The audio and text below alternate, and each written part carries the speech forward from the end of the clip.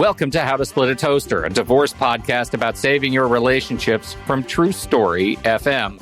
Today, what do you do when your toaster feeds you waffles?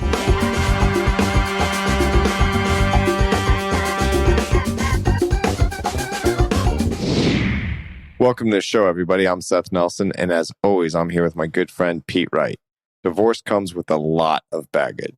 Our guest this week is a PhD in mathematics education, a two-time TedX speaker, and an accredited master trainer and certified practitioner in emotional freedom technique.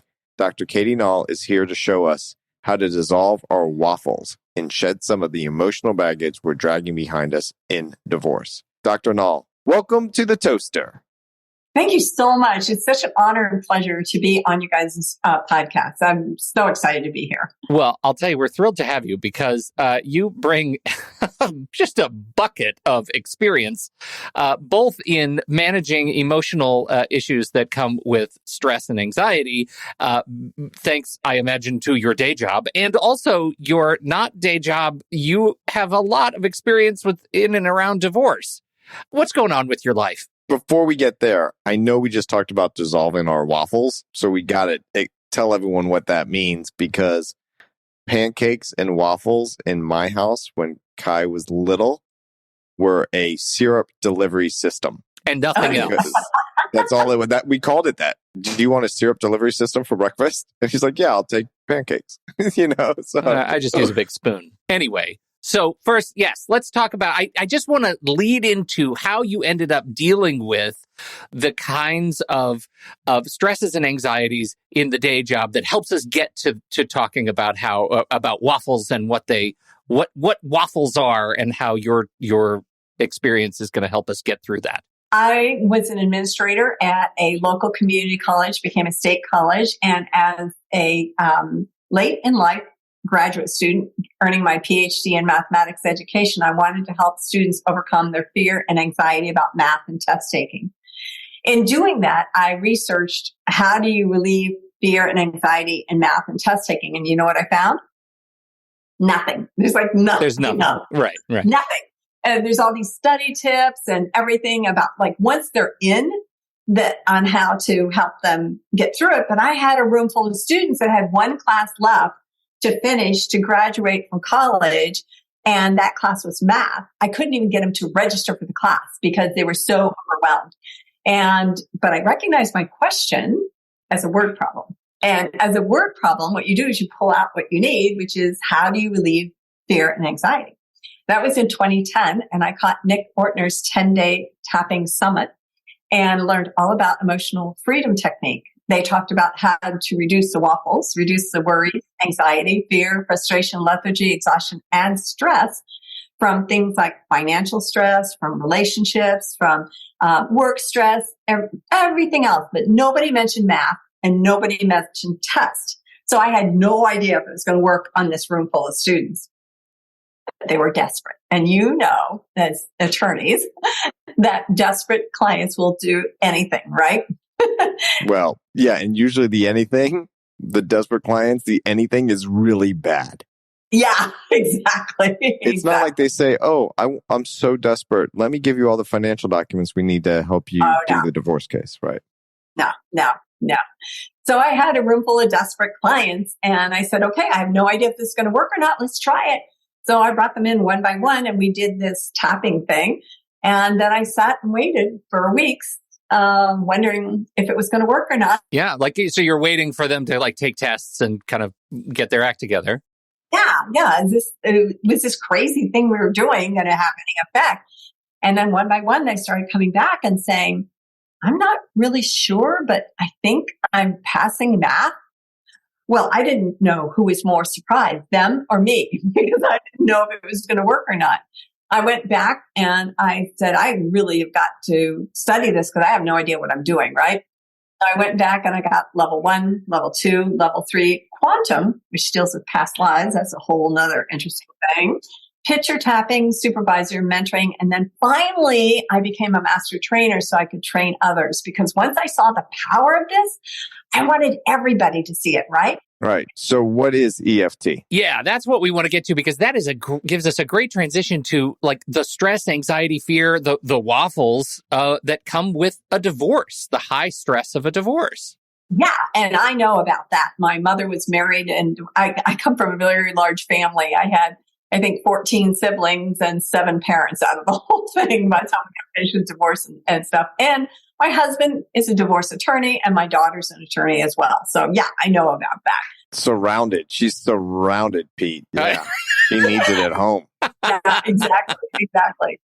Emotional freedom technique, which is one way to dissolve your WAFFLES, is a brain-based somatic technique. And by that, I mean, it's a clinically tested way to reduce your stress. In fact, if you do 1 hour of tapping, it's also called tapping, they have found that your cortisol levels are reduced by 42%. Now, when you're stressed, your adrenal and your cortisol levels go up. And so reducing that is amazing in 1 hour with no side effects. Well, the only side effect is you may no longer have stress, but I'll take it. Yeah, exactly. It's a very simple technique. If one of you are game, I'll be glad to demonstrate it. So you guys didn't see this, but I literally just took a step back. So Pete and I are standing next to each other, and I just stepped back as if he stepped forward to volunteer. It's so nice of you, Pete. Look, you are such a cheat. Let me just tell you, we agreed that it was going to be rock, paper, scissors, and now you outed me anyway. All right, I'm fine doing it. I can be the gentleman in this case.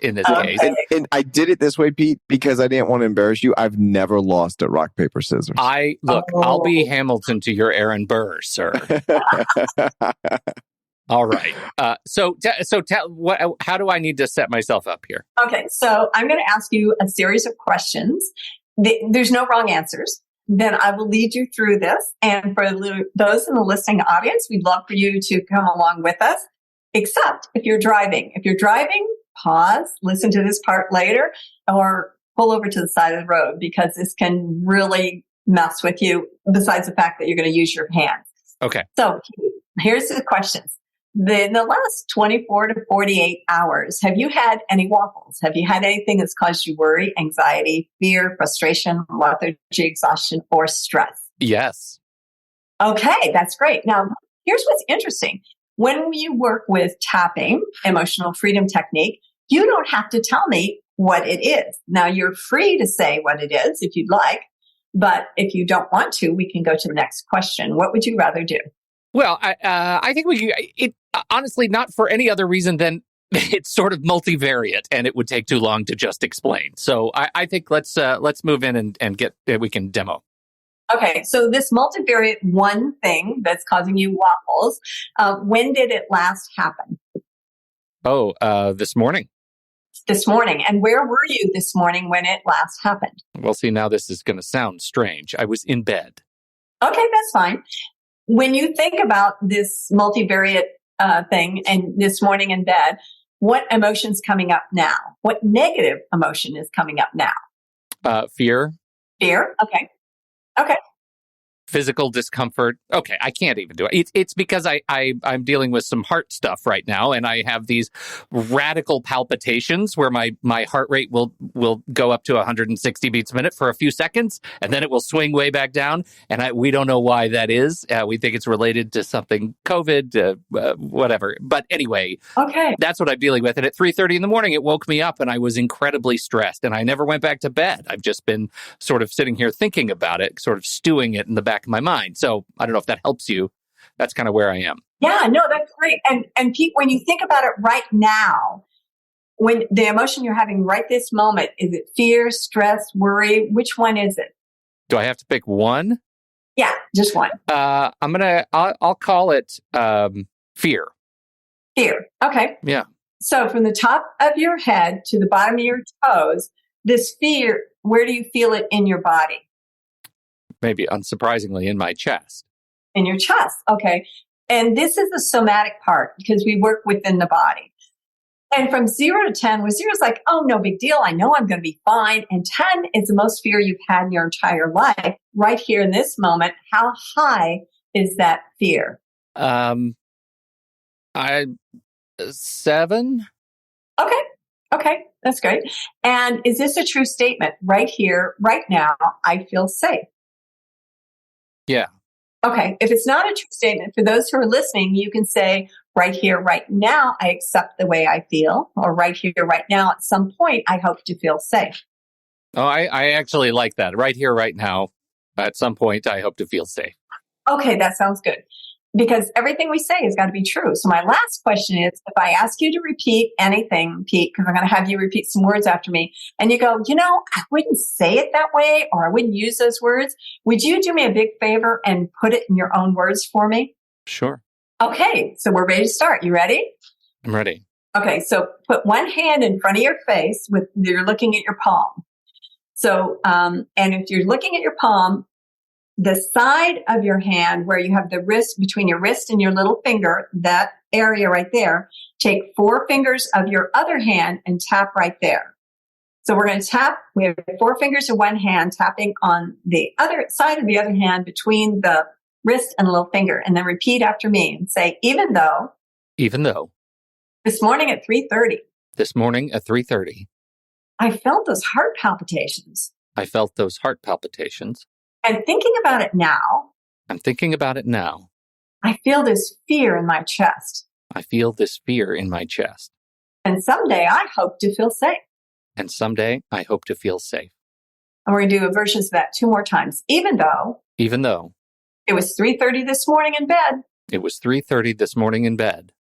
And I woke up with heart palpitations. And think about now. Oh, I have this fear in my chest. And someday I hope to feel safe. Last time. Even though. Right now I have this fear in my chest. Remembering about 3:30 this morning. When I woke up with those heart palpitations. And right here, right now, someday I hope to feel safe. And then we're going to tap on top of the head, and you can use one hand or the other or both. It doesn't matter. And tap and say, this fear in my chest. And then go above your nose on the edge of your eyebrow and say, this fear in my chest. And then on your temple, between your eye, edge of your eye and your hairline, you're going to say, this fear in my chest. And the next spot, Pete, is where I keep all my bags for a quick getaway, and that's under my eyes. We're going to tap there and say, this fear in my chest. Under your nose, above your lips, this fear in my chest. Under your lips, above your chin, this fear in my chest. Cross your wrist and with your fingertips, tap on your collarbone and say, this fear in my chest. And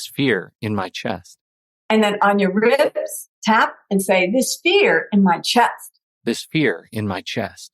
And then put your hands on your opposite shoulder, and we're going to rub our hands down to our elbows, and we blow our air out like a cartoon character. It looks like this.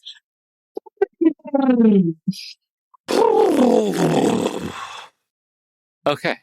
So, Pete, when you think about this morning, right now, how does your chest feel from 0 to 10, that level of fear? I don't know, 4 or 5?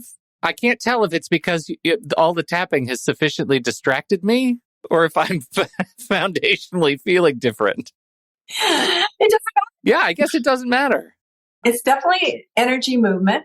You do it enough times. If you repeat it, listen to this again and repeat it. And just keep doing it. Yeah, you'll get it down to 0. And clinical studies have shown that emotional freedom technique, EFT or tapping, is more effective than cognitive behavior therapy. How many of your clients go through that? Yeah, talk therapy. Right. And is just as effective as something called EMDR, eye movement desensitization reprogramming. With EMDR, you have to be sitting physically in front of a licensed therapist in case you have what's called an abreaction, you go back into your trauma. And with tapping, you could work with a mathematician and do it over Zoom, like clients I have all over the world have been doing for 12 years, 13 years now. And the beauty of it is it puts the power of you controlling your own emotions in your own hands so that you now are in control. And I love that part. According to the National Institute on Alcohol Abuse and Alcoholism, 10% of children live with a parent with an alcohol use disorder. Seth, horrible news. Horrible news, but I like the way you say it. It's an alcohol use disorder. It's not a drunk. It's not can't handle your booze. It's not all this other stuff, because as a family law professional, I know this stat, we've talked about it before, it's still alarming to me. But when you demonize alcohol in the court system, it's going to cost you more money than saying, hey, I believe my spouse has an alcohol use disorder, whether you call that alcoholism, whatever other terms there are. But if you keep it as a disorder, then we can identify it, we can deal with it, and we can try to keep your kids safe. That's the whole point, is keeping kids safe and getting the parents the help that they need when they need it. That's why we have partnered with SoberLink. SoberLink is a fantastic partner of this show and one of the most important tools you can have in data collection around behavior with alcohol related to your kids. You use SoberLink. I mean, not yourself. I do not use it myself. I have a demo right here in my desk drawer that I use with my clients all the time, and it's that simple. You pull it out, it's a little device, handheld. It has a tube that you can take off and clean, which is important. Take it off, clean it, boom, you blow into it. It has facial recognition, so it knows that it's you. And it will send an immediate alert to whoever signed up to get it, whether it's your lawyer, whether it is a child custody evaluator, whether it's your soon-to-be former spouse or former spouse, or parent of your child, the other parent of your child, to let them know, hey, there's no alcohol in my system. And therefore, I am focused on the kids 100%.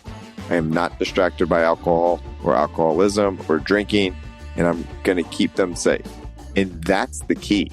When you have independent third-party verification in real time, it undercuts anything that anyone can say about you in court.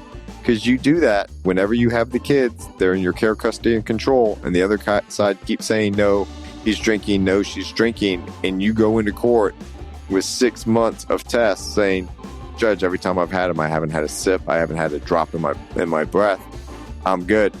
That's a game changer. SoberLink's remote alcohol monitoring tool has helped over 500,000 people to prove their sobriety and provide peace of mind during parenting time. I know people out there, and I hear it all the time, I shouldn't have to do this. I'm sober. I'm like, I get it. But every judge hears, no, I'm not an alcoholic. Yes, he is. And let's just dispense with that. And then they say, well, if they ask me, why do I do it? It's simple. My co-parent is concerned about something, and I take it seriously, so I'm willing to show her and the court that this isn't a problem. How does that ring in the judge's ear compared to, no, I don't drink? We love SoberLink. We love how SoberLink helps people, parents and kids and families alike. And you can sign up and receive $50 off your device by visiting soberlink.com/toaster. That's soberlink.com/toaster. Thank you, SoberLink, for being a fantastic partner to this show, for sponsoring How to Split a Toaster. Again, soberlink.com/toaster.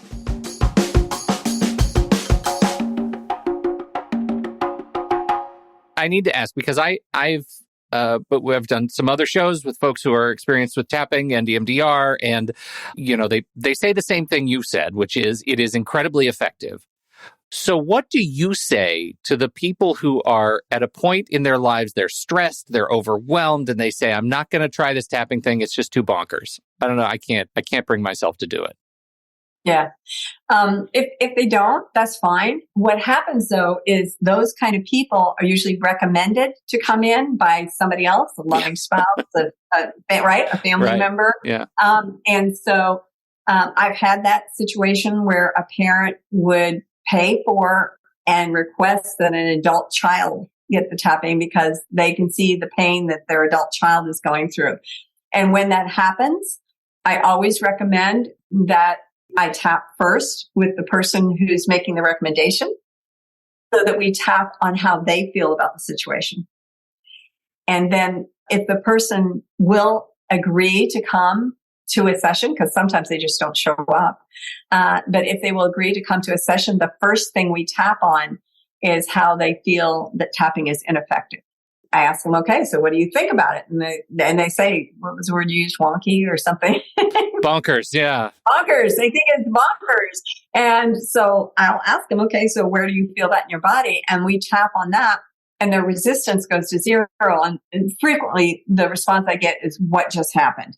Like, what are you doing? Right. And bonkers is a good word. It's also a great Scrabble word for your Scrabble players out there. If you want to go for the high points. Yeah, right. Right. Exactly. We have a mathematician here, so we can add them up with triple word score. I love it. Here's the thing. And so in preparation for this, I went on WebMD, where I frequently go. And they said a lot of things that you just said, which I think is all very true. First off, there is a study out there that showed that the heart rate and blood pressure of it lowered, and the cortisol levels were also lowered. From a clinical perspective, some of the negative out there is all the feedback comes from the participant. So it's hard to really judge. Like Pete said, well, am I just distracted? Do I feel differently now? Or is it the placebo effect? So let's just take the placebo effect. If that works, who cares? Exactly. Well, and we've talked about that before too, Seth. And I think your response to things like journaling as a way to approach mindfulness, right? You've said many times on this show that journaling is for you, it's not right. It doesn't non-starter, never going to happen. Yeah, never going to happen. And yet you're not skeptic on mindfulness activities. No, not at all. I'm big into mindfulness. I think that's really important. But other people are like, I cannot just sit still. I need to be doing something. And for a guy like me that's really active, it's kind of funny that journaling isn't my thing because I write for the law. I do all this, but I'm like, did I spell that word right? And I want to just autocorrect it, and it's just distracting. It's just not my thing. But to your point, Pete, there's different ways. I think this is what you're saying, to kind of exhale. Like, it's going to get better. I got to get this point out of my head because you just said something that made me realize why I felt distracted. And it's because this fear that I felt at 3:30 in the morning that woke me up, I think the thing that transitioned, whether or not I'm not fearful of it anymore, I felt free of judgment, of self-judgment. Right. And I don't know if that's the act of saying it out loud or saying it in pairing it with this movement, but judgment. I mean, is that a thing that you hear from folks? Because that's something I can put my finger on, because I am big on self-judgment. Like that's kind of my 8 a.m. We Monday were trained morning. that way. There's only one correct answer, right? Yeah. But saying all that over and over, maybe it's because it's in front of you, right? That sort of piece of vulnerability to it that might help. But I don't know. What are your thoughts on tapping and freeing yourself from that sort of evil eye? Well, there's a couple things. I want to follow up on Seth's comment. The developer of emotional freedom technique, Gary Craig, tried this out. And so the story goes, at the Veterans Administration Hospital. And he worked with veterans who were from the Vietnam War, had been hospitalized and drugged for 40 years. The story goes that he worked with them individually for 1 week. And in 1 week, these veterans were no longer dependent on drugs and were released from the hospital. So there's a lot of, I understand mindfulness. I understand other things. What I like, there's so many things I like about tapping. I'm so passionate about it. Yeah, right. One of them is that it's self-administered. It's non-invasive and it is non-addictive.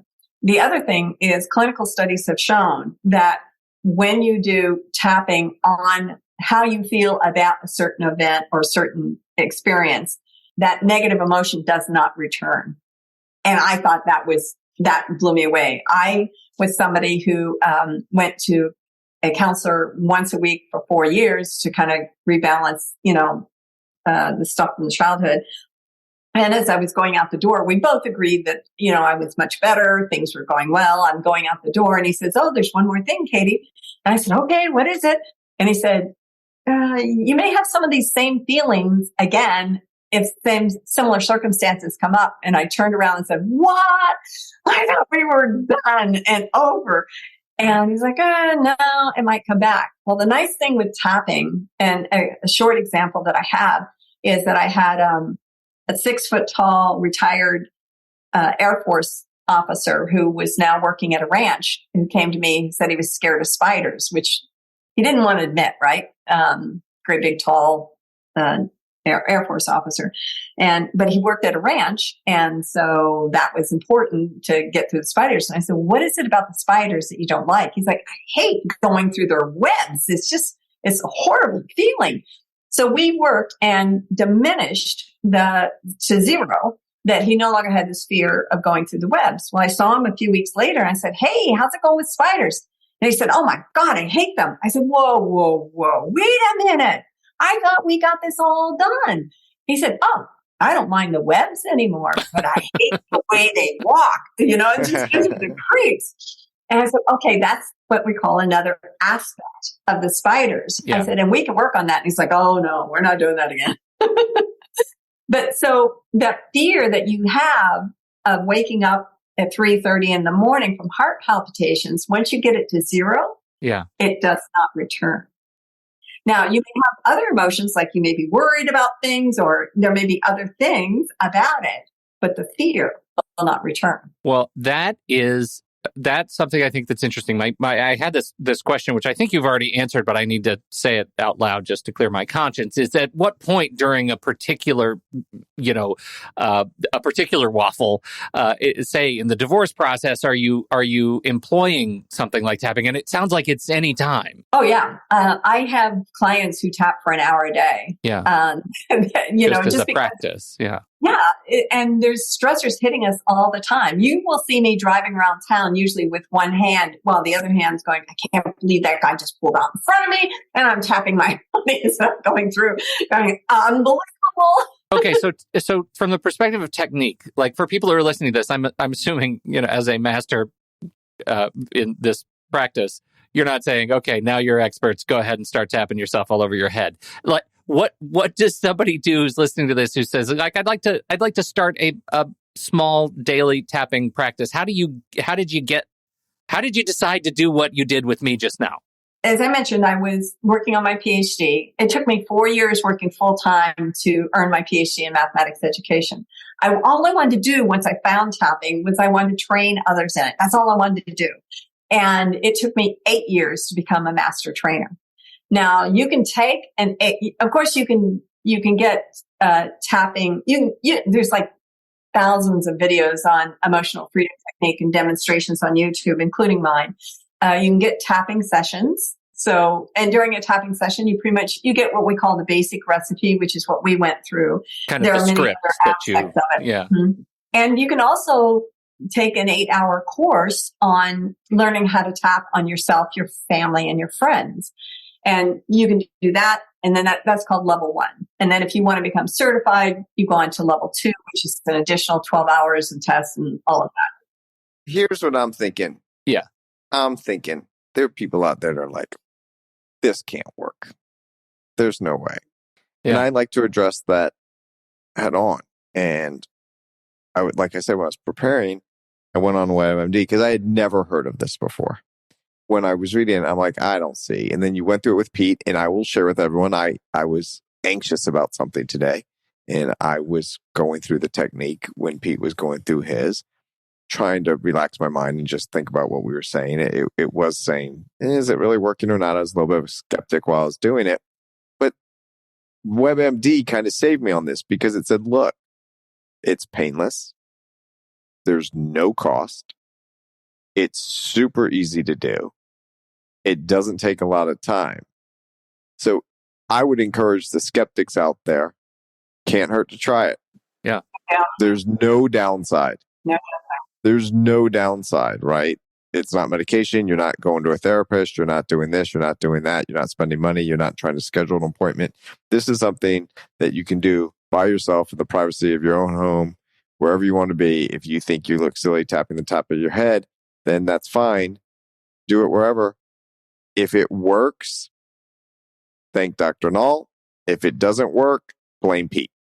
So, Well, that was a hard left turn. you like that? So that was just kind of my thought on this, because I know that there are people out there listening to this show that might be like, I'll try anything. I'm desperate, like your math students.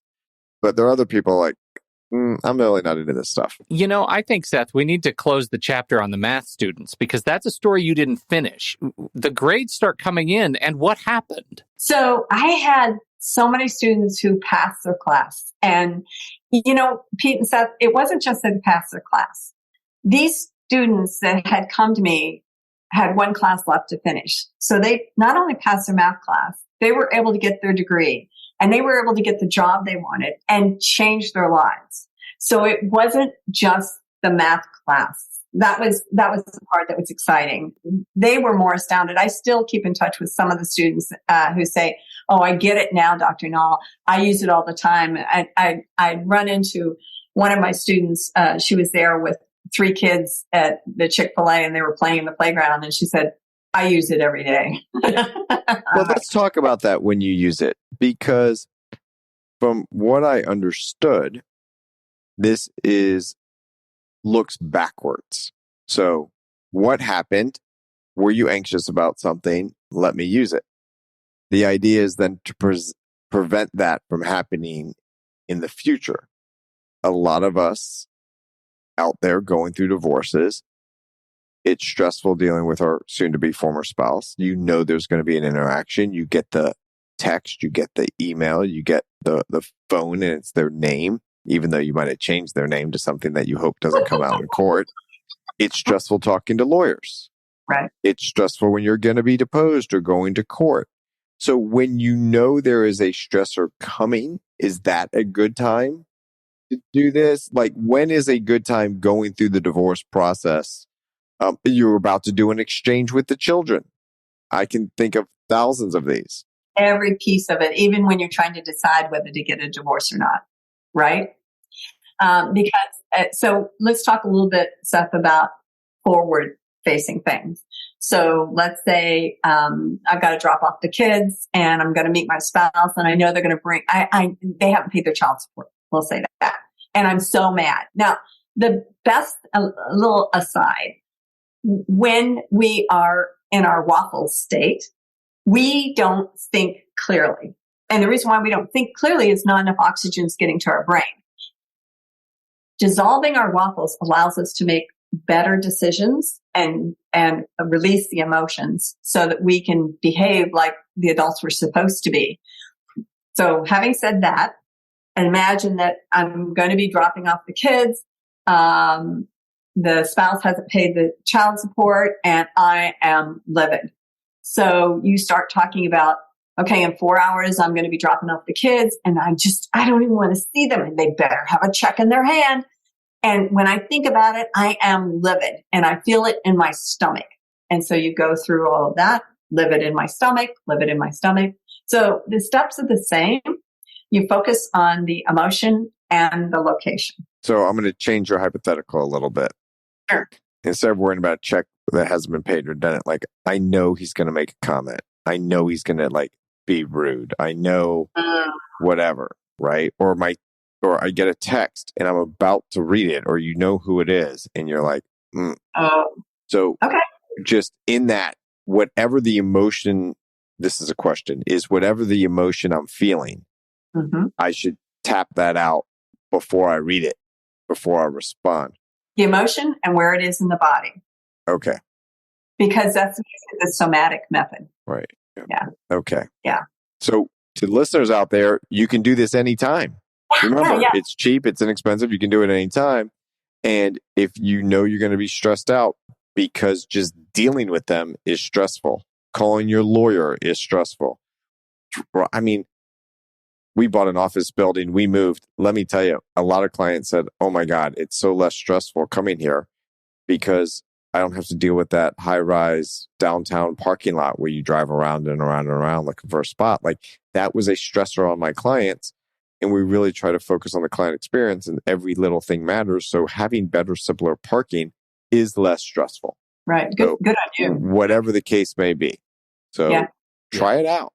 Well, I'll tell you, I think it's fascinating, and I feel like you ask if I've been feeling any stress, and it's like the universe is sending a signal that you end up on this show today. You lead me through this process right as I am dealing with this like deeply personal medical fear or physiological fear, and I'm so grateful that you are here and that you have taught us a little bit about how this works, and I am eager to follow up and continue to practice this myself and just see if I can get that 4 or 5 down to a 0.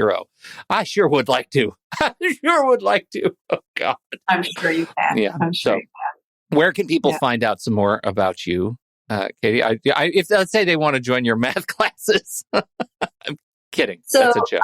I'm on all social media as Katie Nall, PhD. It's KATIENALL, PhD.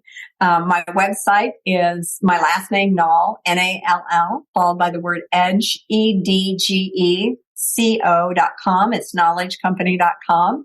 And I will challenge your listeners to give me a call. I'd love to hear about their own individual waffles. They can reach me at area code 772-226-0167. That's 772-226-0167. Dropping the phone number in the show, Seth. What do you think about that? That's bold. Great. That's I love awesome. it. I love it. Nobody ever calls. I keep leaving it out. Nobody calls. Well, phones are hard. Let me tell you, that's like one of my pet peeves. I'll talk to people. I'm like, hey, did you do this? I sent 3 emails. I'm like, call. Yeah. But it's all a text or anything. Like, Look, I know I'm part of the problem. I'm part of the problem. I don't know why we have microphones on our phone, but to do voice to text. Yes. I'm not That's really accurate. sure. That's accurate. Yeah, Pete.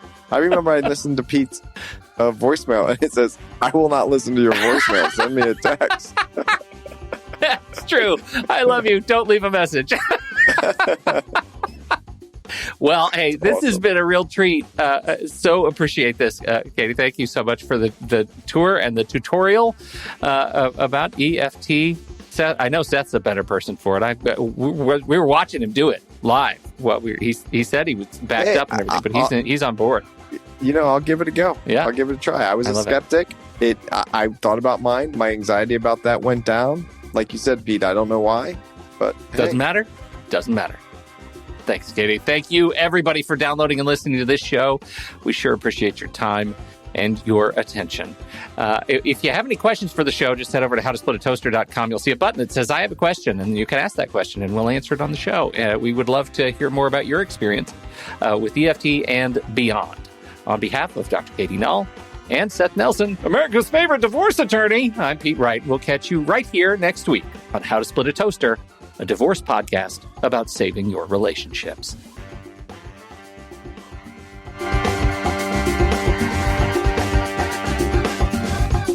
Seth Nelson is an attorney with NLG Divorce and Family Law with offices in Tampa, Florida.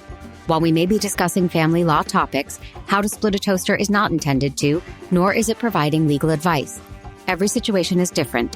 If you have specific questions regarding your situation, please seek your own legal counsel with an attorney licensed to practice law in your jurisdiction. Pete Wright is not an attorney or employee of NLG Divorce and Family Law. Seth Nelson is licensed to practice law in Florida.